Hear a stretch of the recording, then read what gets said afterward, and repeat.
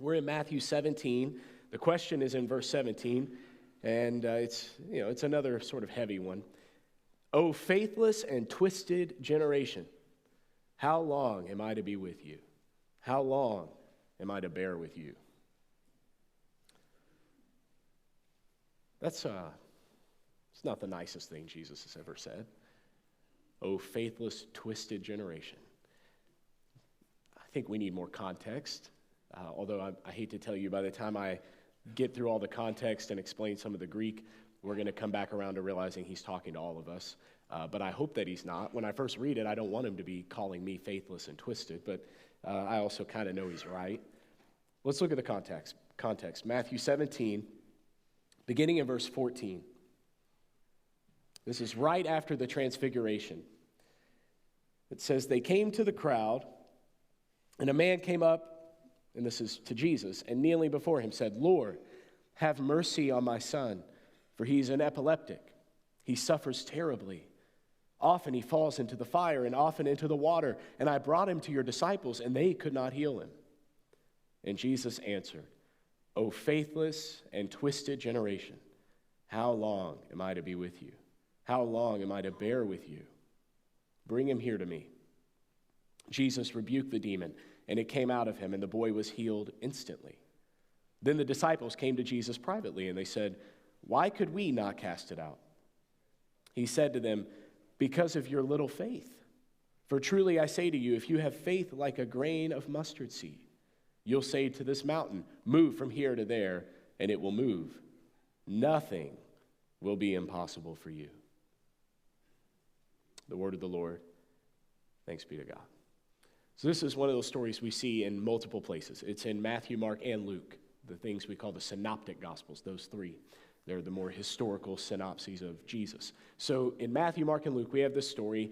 From my recollection, they're all three right next to the transfiguration account, but they're a little bit different. Luke and Mark both remind us of a detail that Matthew seems to leave out, and that is the disciples are the ones who come to Jesus or recommend that this boy be brought to Jesus because they don't think that they can do it, but they know Jesus can. And I think that's important. After all that God has done before their eyes, because think about all we've read so far and all the things we've covered throughout these Gospels. Feeding thousands, healing and casting out demons. They still lack faith. After all the miracles they've witnessed, they still don't have faith. Kylie pointed out to me that it's not that they don't believe in Jesus, right? They bring the boy to Jesus. They don't believe in themselves. They don't believe that God could use them to do this. They assume Jesus can do it. They just don't believe they can. I mean, that alone could preach, right? How often we trust, I know God could do it, but, and then there's always us brought into the equation, and we assume that eliminates whatever possibility there was. God could, because he's God, but once I'm involved, all bets are off. We lose faith when we find ourselves in the story. Why do we often fail to believe that God could use us to help other people, to do good, to make the world a better place? Why don't we believe that we really could make a difference?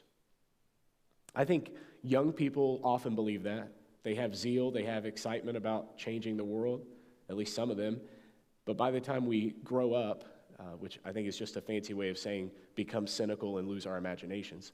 But once we do that, it's like we fail to believe that we could actually make a difference. As a true cynic, I get it, because that's my life. I thought I could change the world, and more, I don't think I could change myself, let alone the world around me. We know God works through his people all the time to do wonderful things, to redeem, to heal, to help.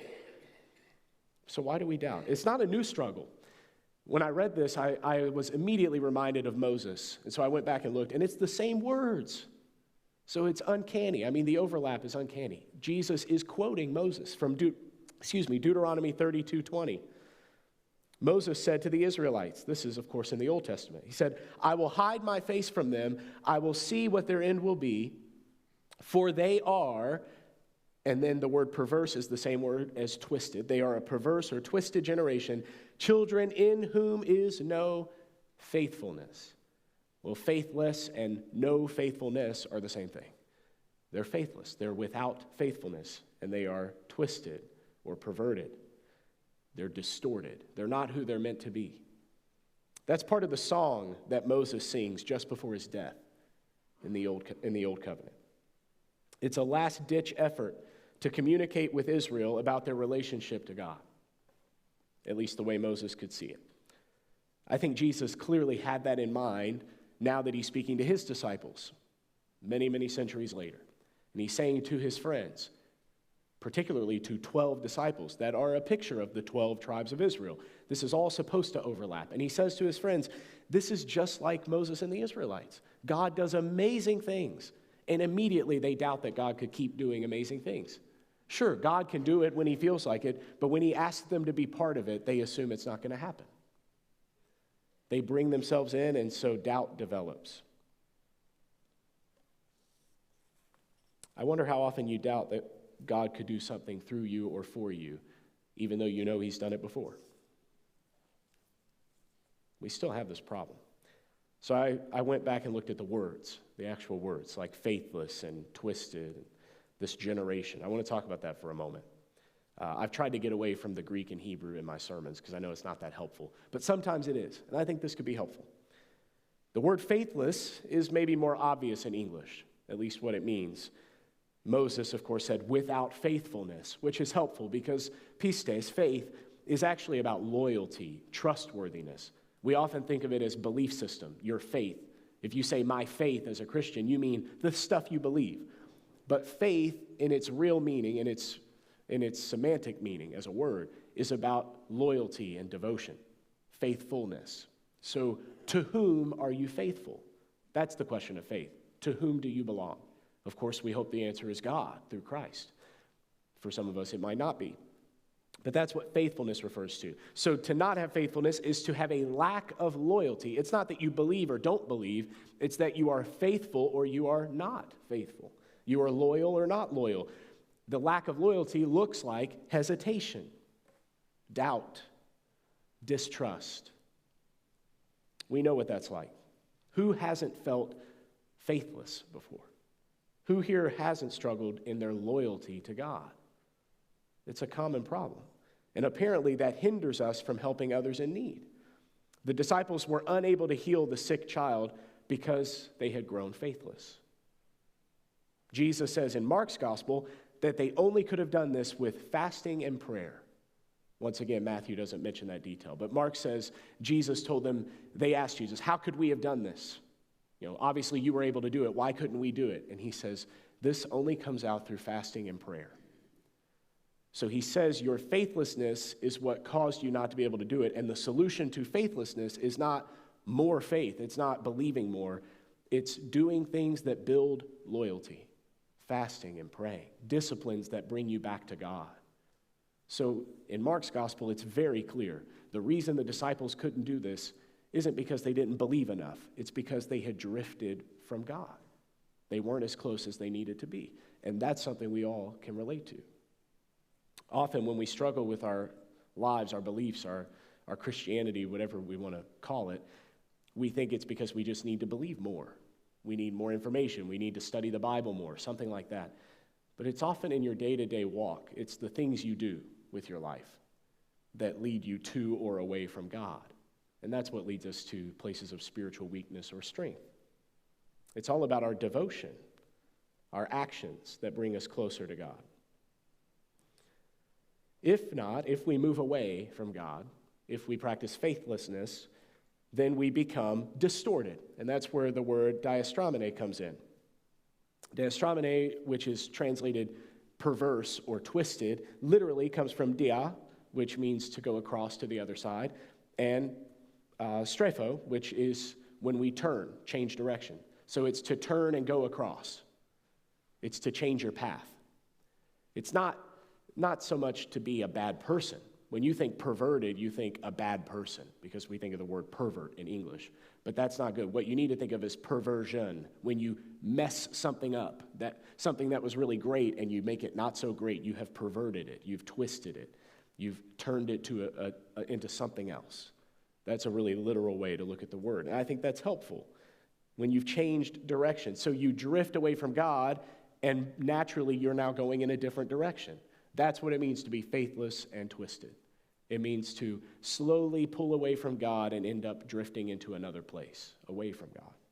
And of course, in that place, you're not able to do the miraculous and wonderful things God had in store for you. We get that. That makes sense. Like in Moses' song, when we do that, there's frustration on God's part. God says, I'll hide my face from them. I'll let them see how this is going to end. God doesn't want them to be destroyed, and in this case, to self-destruct. In fact, pretty much every time it's self-destructing, right? Whenever we're talking about God's punishment, it's not like God goes out of his way to hurt you. He gives you freedom, and in your freedom, you often hurt yourself or you hurt the people around you. We self-destruct, and God says, that's not what I want for you. I'll try to show you what this is going to look like to bring you back, to reroute, to change course and come back. So there's this awareness with Jesus and with Moses of limited time. Moses, of course, is about to die when he says these things to Israel in Deuteronomy. Now, Jesus, quoting the same thing to his disciples, also knows he's about to die. He's just been transfigured. He's met with Moses and Elijah on the mountain, this beautiful scene. He comes back down. He encounters these people, faithless and twisted people who have drifted from God, and he says, how much longer? How much longer? Of course, that frustrates God. Our lack of faithfulness, our distorting of the beautiful things he's made. Just as the Hebrew people continually strayed from the law of Moses because they didn't understand and therefore did not have proper faithfulness, it was because of the relationship that they had with God behind the law. And this is what more mature faith can process. Immature Christianity just says, I should do this, I shouldn't do that, and then maybe God will give me a gold star and not punish me. That's not just immature faith, that's just immaturity, right? That's how we treat small children. But as you grow up, you grow beyond that. You begin to understand it's all about a relationship behind the rules. It's about respect and love and trust. I don't want my kids to listen because I'm going to punish them if they don't. I want them to listen because they know I care about their well-being. I want them to listen because they trust me, that my instinct is to protect them and care for them. God wants the same thing from his children. And so Moses and Jesus are both speaking through God's frustration with his people. Why don't you trust me? How much longer until you finally trust me? The word perverse refers to the disciples straying from the instructions that Jesus gave them. We could go back. We don't really have time in a Sunday sermon, but if this were a proper Bible study, we could go back and I could show you places where they didn't follow through with the clear instructions of Jesus. They were not obeying, they were not trusting, and so they drifted. It's the relationship behind the instructions, which then brings us to generation, which is another tricky word in English, because in our generational use of the word, or our use of the word generational, we mean like a group of people that are the same age, right? We even collectively refer to people as baby boomers or Gen X or Gen Z or millennials. Like we have these names for generations of people, right? What we mean is a collection of people that are in the same age bracket. Or maybe we mean a generation like a group of young people that are going to come into the world, the next generation, something like that. But we're still kind of using it the same way. Whereas the ancient Hebrew and Aramaic words for generation are about progeny. It's about coming from the same source. So you would say something like, this man who died, his future generations. What you mean is the legacy of those who come after him. Not people his age, but people who come from his loins as a great-grandfather, something like that in a patriarchal world. So you would say, or they did say in Isaiah, the song of the suffering servant, which we know is about Jesus. It says he died, he was cut off from the land of the living, and for his generations. What can we say? And it's a rhetorical question. They're saying nothing because he had no children. Jesus was crucified before he even had a family. He had no kids. He'll never have a legacy left behind him of physical children. The point being that's sad, for someone who could have spread a legacy of love and joy. He was cut off from the land of the living. His generations were cut off. So it has to do with source, the people that come from the same source. So a crooked and twisted generation isn't about the people living at that time. It's about the people who collectively drift from God, people who share the same source and go down the same path.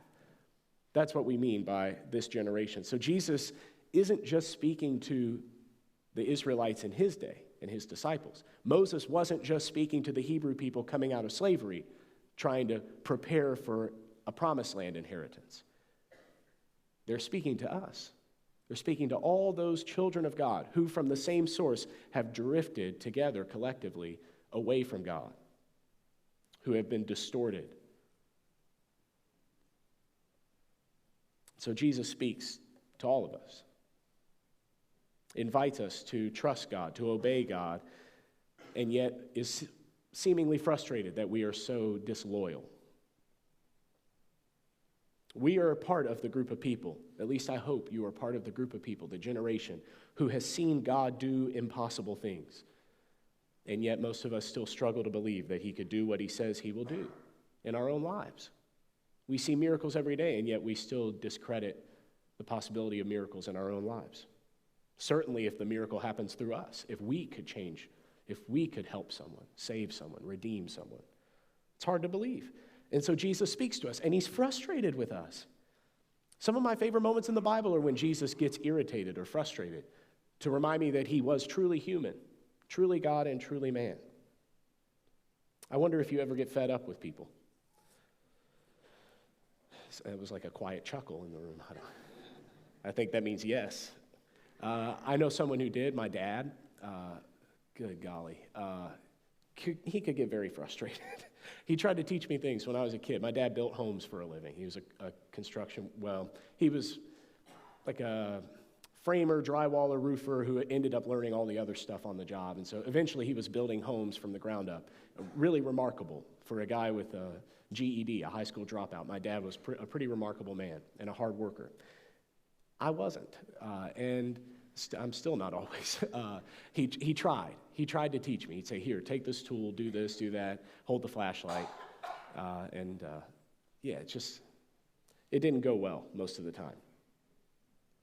Maybe you could relate to that. Looking back, I think half of it was his temper, to be honest, and I have some of that too. And I think the other half was me, being ADHD and kind of lazy. So I was either easily distracted or bored and wanted to go do something more fun.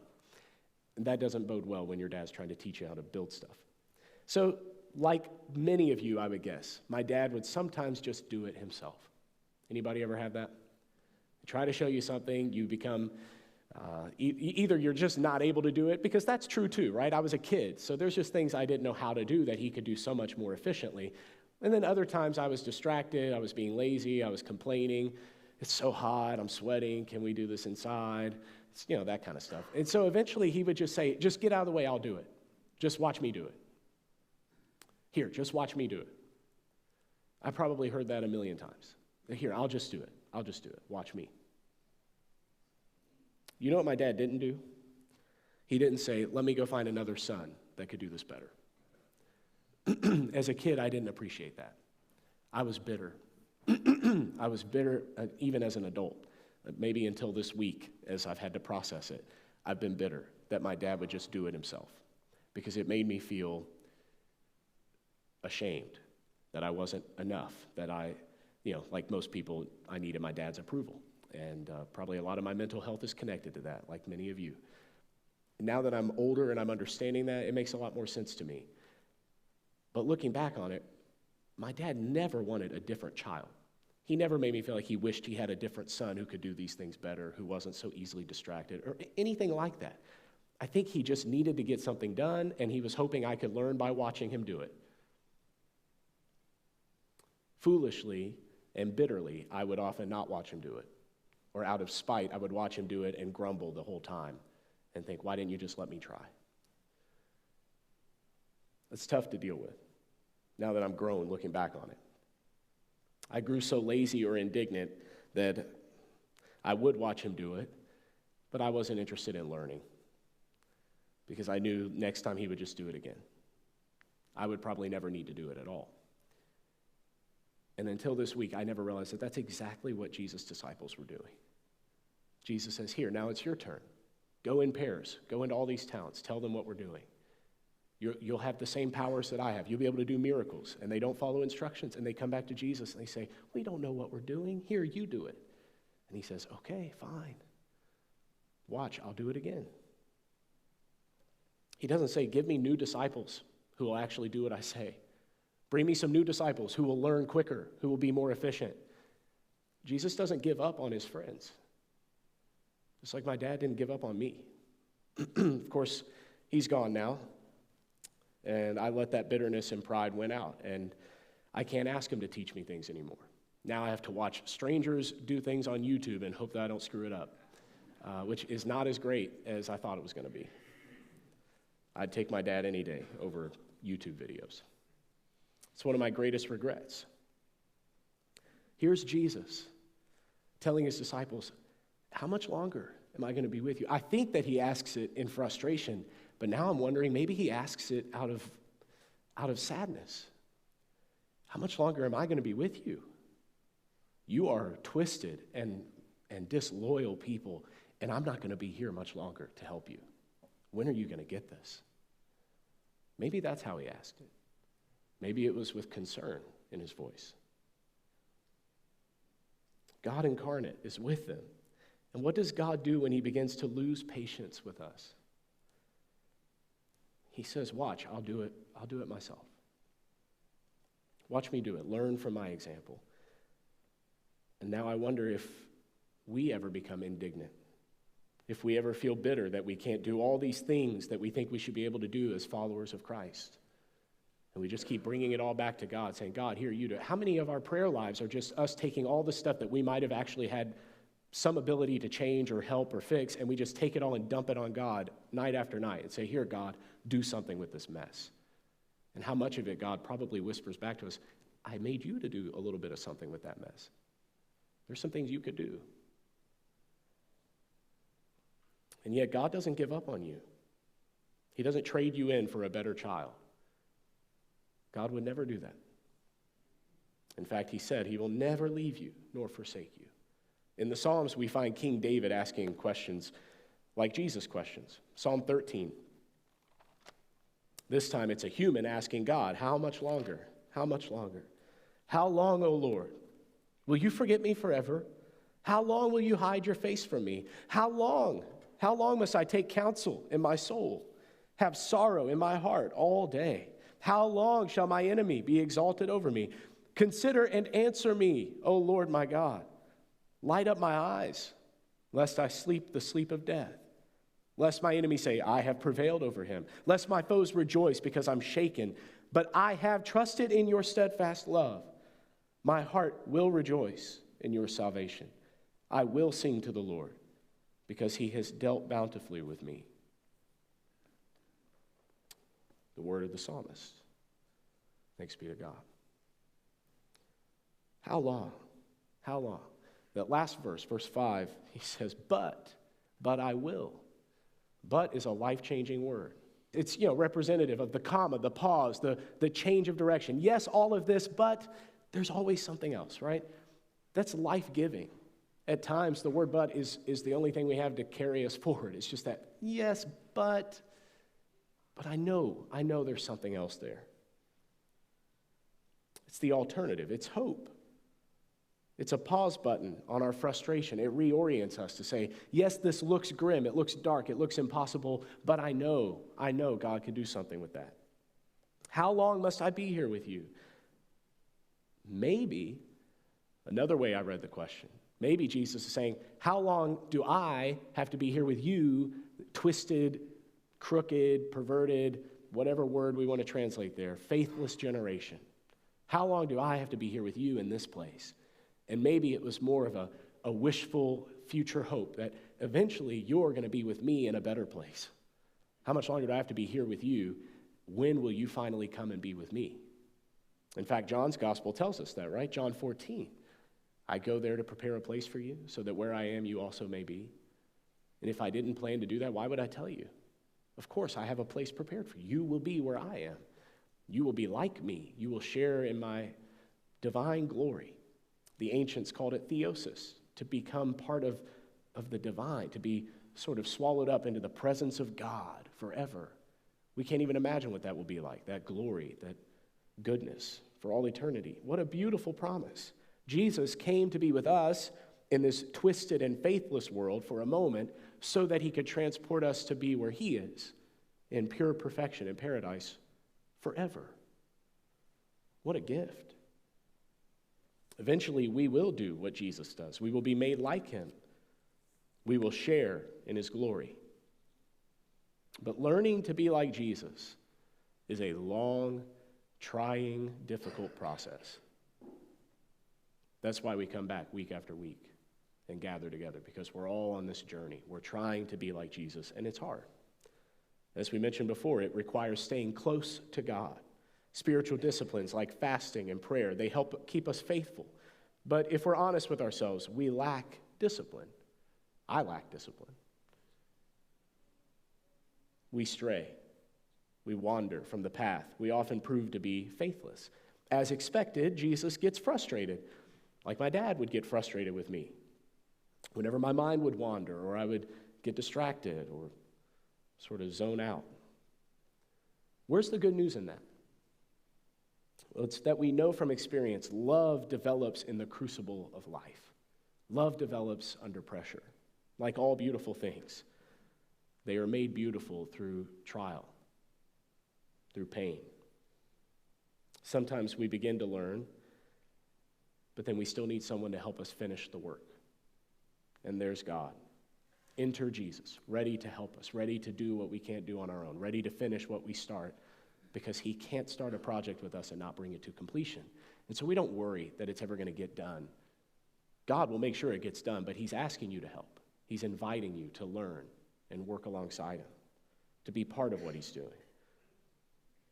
But when we fail and fall short, he's always there waiting to bless, to heal, to help. Ever patient in his love. Would you stand with me as we close?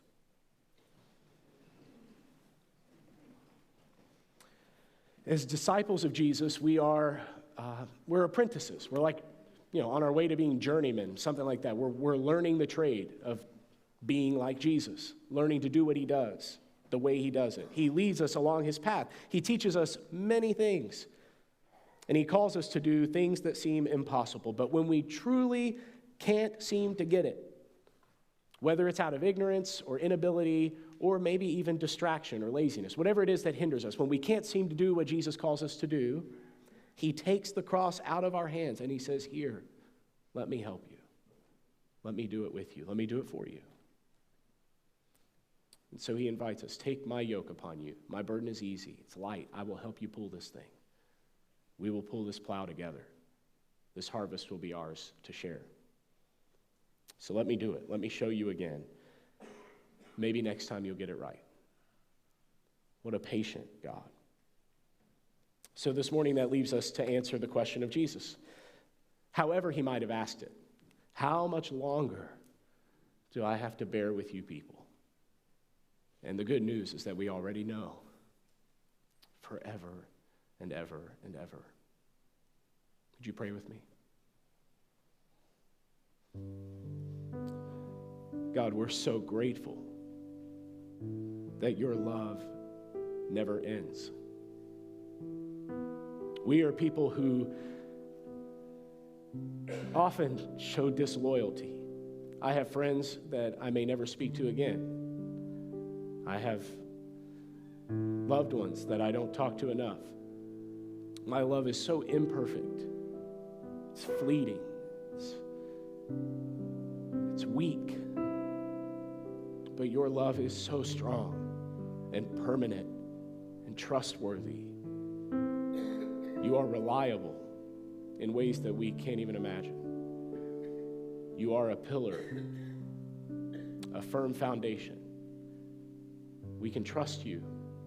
And even when we fail, you are patient with us. You are so forgiving of our weaknesses, of our imperfections. And you don't just keep cleaning off the dirt, but you begin to heal us from the inside out. You make us clean. You transform us through your love. So when we come to the table this morning, we come as a people who are hungry and thirsty for your approval. But we come to a God who has already approved us, who says that we are enough,